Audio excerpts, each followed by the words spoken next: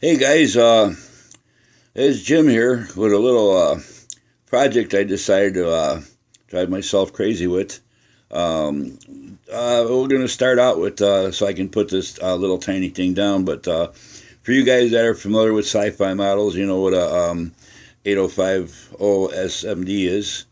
For those of you who aren't, this is a 8050 SMD. It's a small LED light, and you can see it's not much bigger than the tip of that X-Acto blade there, and all that. So use these for where you need a light, but you got real small places, or if these are pretty powerful. They are bright. Don't let the size fool you and stuff. And they've even got smaller ones than this. So, but that's what a 8050 SMD looks like, and that's what I'm using. I decided this little tiny Star Destroyer kit, I decided to light it up. So what I did, I drilled out the engines and then I mounted one of those on the back of each engine cone. So they're CA glued in, and then all that in the middle. And they got the wires. They come with you buy these pre-wired because there's no way you're going to solder them. They're microscopic, but they come pre-wired with a resistor. You can run it anywhere from 9 to 12 volts and all that. So most of my models I run off of 12 volt power supplies, but this being so small, it's only got a few LEDs. Running off a 9 volt battery. So, but what that is in the middle, that's all the wire wrapped around the middle. And then what we use a product called Tulip. It makes a nice glue. Plus, it's light blocking. It dries super hard. It's black. This is actually a product they use to paint on T-shirts and stuff. It's once it's on there, it's permanent. You can wash it and stuff, and it won't come off the T-shirt. But that's what we use for light blocking. And sometimes we some modelers out there use Tulip in a white for like sealing little crevices where light might shine through. You get it in there and then you wipe off the excess, and it does a nice job of sealing little gaps and stuff. So anyway, I'm lighting the engines, and that's the effect I got there. Just like my bigger Star Destroyer that I did a build series on a while back. But being this is a little tiny thing, I thought I'd have some fun with it and see what I could do. And the way I got those powered, now normally what I do is I use these flickering LEDs. That's a 5mm LED, and you can see how much larger it is than those engines there. So that's normally what I put in the back of a full-size model to make the engines flicker. I use white ones, and sometimes I tint them a real light blue to give them a bluish effect. But this is what I'm using for my to make those LEDs flicker. You just put it in line with your positive lead, and it'll hook up those LEDs to it, and it'll cause them to flicker. And then for the 4 smaller engines, I got them drilled out, and I'm going to put little strands of fibers in there to light those up, just like I have on my larger Star Destroyer. But this is a fun project. It's cool. I knew you could do some lighting with it. You can't do as much as you can on a bigger one. And then and this one here, this is the top of it. This is pretty much almost all solid, and this, there's no way that the neck on here, that's solid except for the 2-piece that glue on either side. But there's no way you can drill that out and run wires up there, get an LED in that little bridge area. It's so tiny. And like I said, this is all solid. And the fibers, the smallest ones that you can get are 0.25mm. They'd be still out of scale for this. They'd be way too big. But what I am going to do on these side trenches, there's a few areas where they got like a floodlight in the little recessed areas.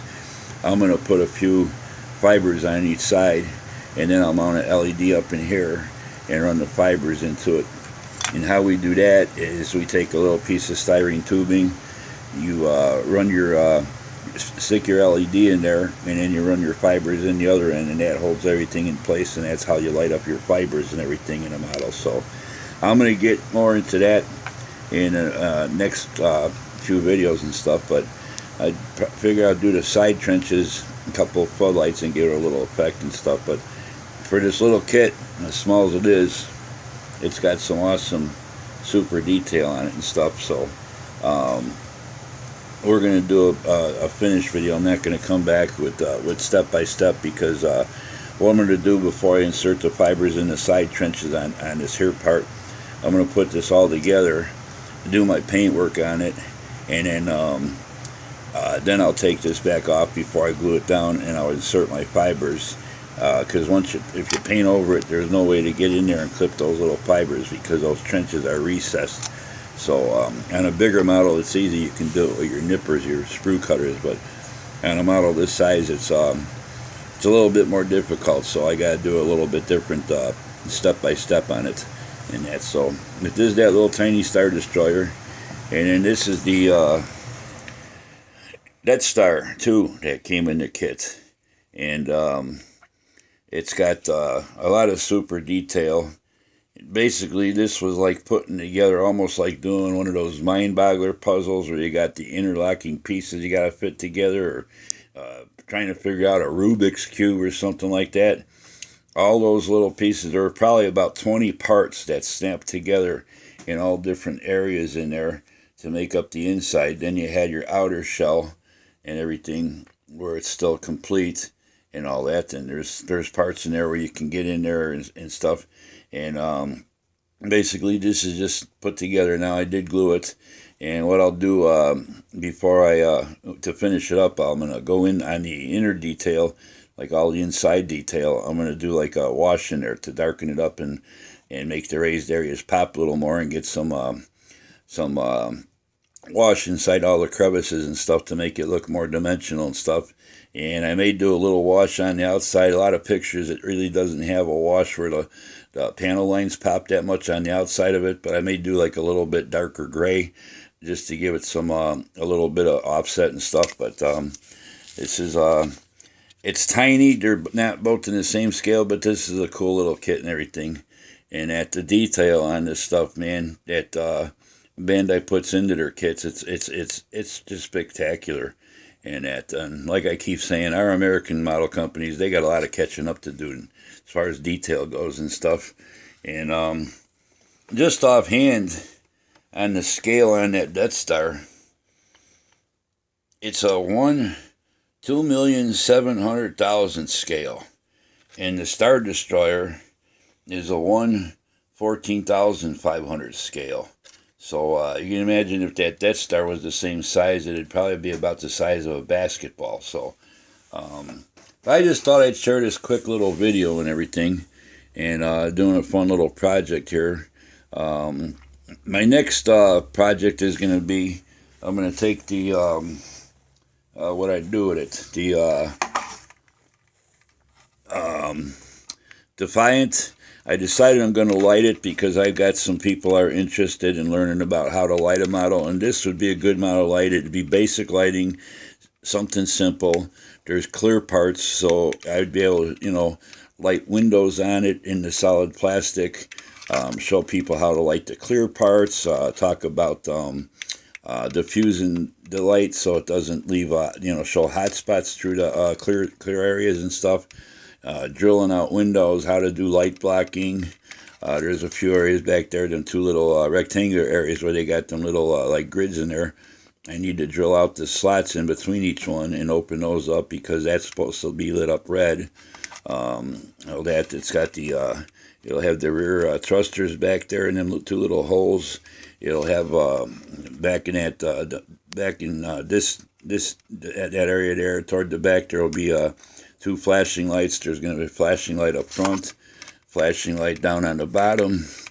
This the front, there's a blue, there's a clear piece in there that I'll do with clear blue, and that'll be lit up and all that. So this will be a fun model to use for doing lighting videos and stuff, and do like a step by step, and maybe every couple of days I'll be popping up a video. I'll do one step, then I'll show what I did, then I'll do another step and explain it and stuff. So, for those of you that already like kits, maybe you might find them useful.